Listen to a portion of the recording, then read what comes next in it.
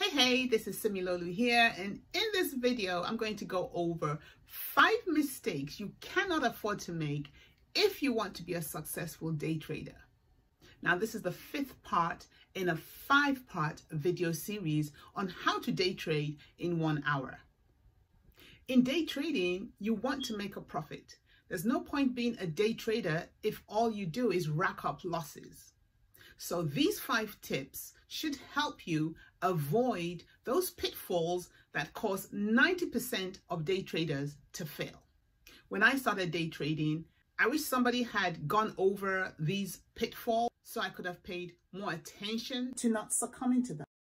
The mindset of a day trader is completely different from the mindset that we usually carry.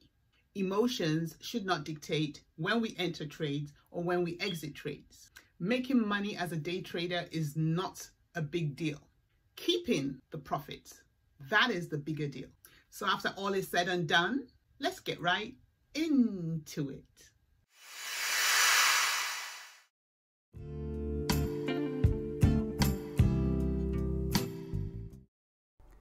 The quickest and the easiest way of ensuring you become part of the 90% of day traders who fail is to trade without a trading plan. When I first started trading a couple of years ago, I would have both winning and losing trades, but my losing trades outnumbered my winners. Looking back now, I can see clearly that this was on account of not having a trading plan. And there's no way as a day trader you can expect to be profitable without a plan.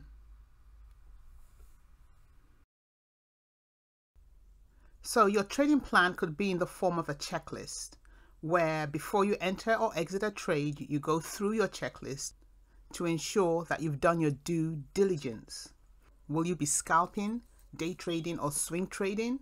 Are you bullish on the trade or bearish? What conditions would trigger an entry or an exit? Are you trading penny stocks or large caps? What percentage of your account do you want to apply towards the trade or each trade? So these are the kind of things you'd want to know before you enter a trade. Making a trading plan is one thing, keeping to it is another thing. This is where trading on a paper account using your strategies and your trading plans will help to make you a more profitable trader.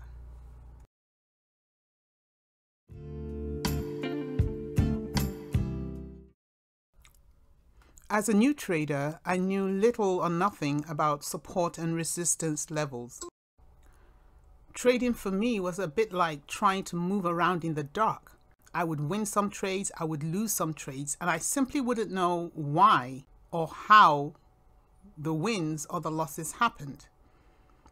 Since using support and resistance levels, it's easier for me to enter into the trades usually at support or at trend lines and to exit before resistance, which makes for a cleaner, smoother, and more consistent trading style.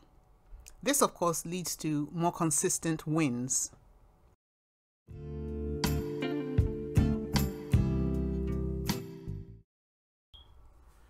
Increasing your position sizing compared to the size of your account is one sure way of blowing up your account and quickly becoming part of the 90% of day traders who fail in day trading.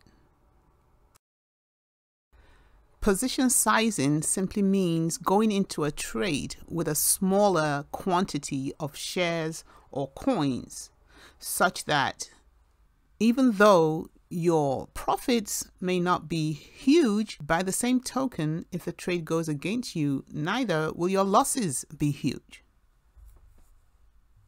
If you're trading with $100 and you allocate 10% of your account to losses, then trading with $100 means that you're only going to lose $10 if your trade goes against you.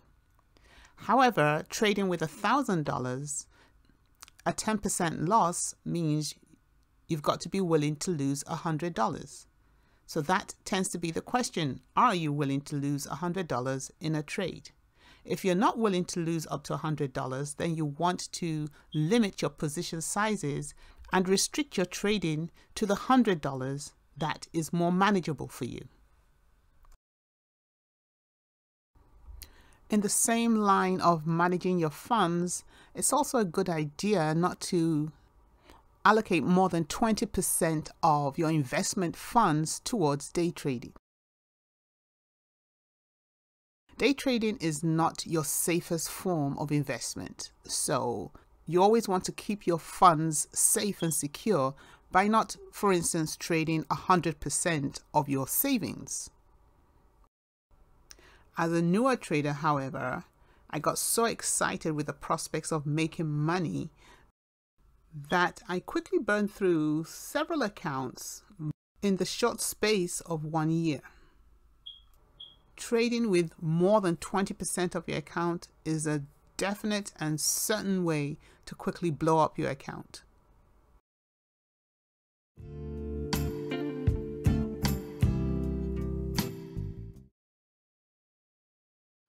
If you have been trading or learning to trade for any length of time, then you definitely would have heard the phrase, the trend is your friend. So, in an uptrending market, you only want to be entering into long positions or buying calls if you're into option trading. In a downtrending market, you only want to be shorting or buying puts, which are two ways to profit in a downtrending market. Looking at this chart of Tesla, price action is obviously in an uptrending flow.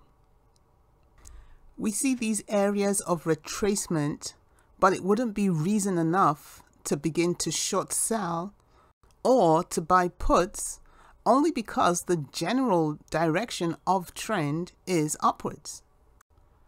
Buying against the trend is a poor strategy and is one way to ensure that you don't become a profitable trader.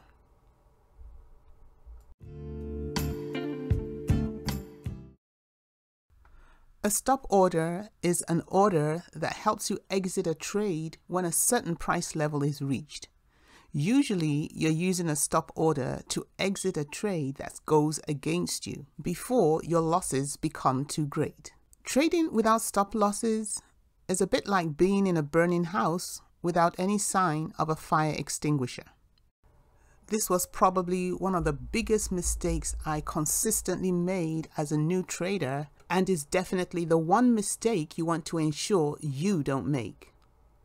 So that's all, folks. I hope you have found some value in this video, and if you have, all I ask is that you hit that like button. Comment below, since I do use your comments to evaluate and to inform me of what types of content you'd like to see. Make sure you subscribe. This way you get my videos as soon as I upload them. And I will see you in the next video.